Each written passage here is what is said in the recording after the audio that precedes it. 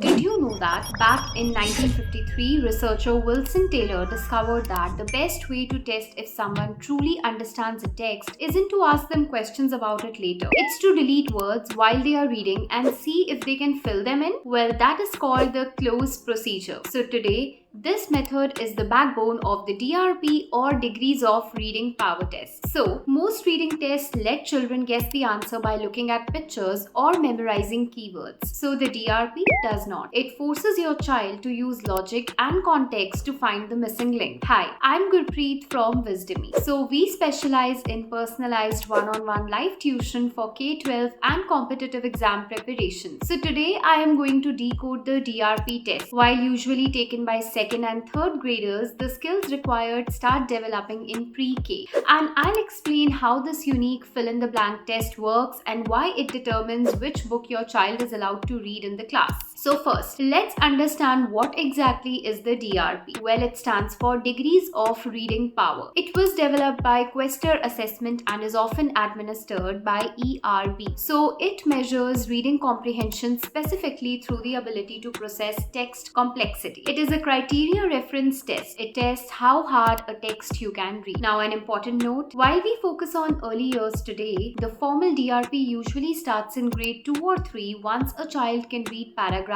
independently. So the DRP looks very different from any other test that your child takes. It's generally untimed. The format is unique. The test is the passage. It consists of paragraphs with blank spaces inside the text. For example, the sun was hot. The ice cream began to. The options are walk, melt, sink, freeze. Now a child who reads just the word ice cream might pick freeze, and a child who reads the sun was hot knows it must melt. So what are the prerequisites here? Well, students must be independent readers because this is an institutional test. So parents cannot register for it individually. Fees are usually school funded. Can you study for the DRP? Well, you cannot memorize answers, but you can train the brain. So start working on close activities 8 weeks prior. And the techniques? Well, it's the cover-up game. When reading a bedtime story, cover a word with your finger. Ask your child, what word do you think goes here? And ask them why. And the most common mistake? The common mistake is vocabulary drills. So the DRP uses simple vocabulary for the choices. The difficulty lies in the passage logic and not the definition. And if I talk about the reporting time, it is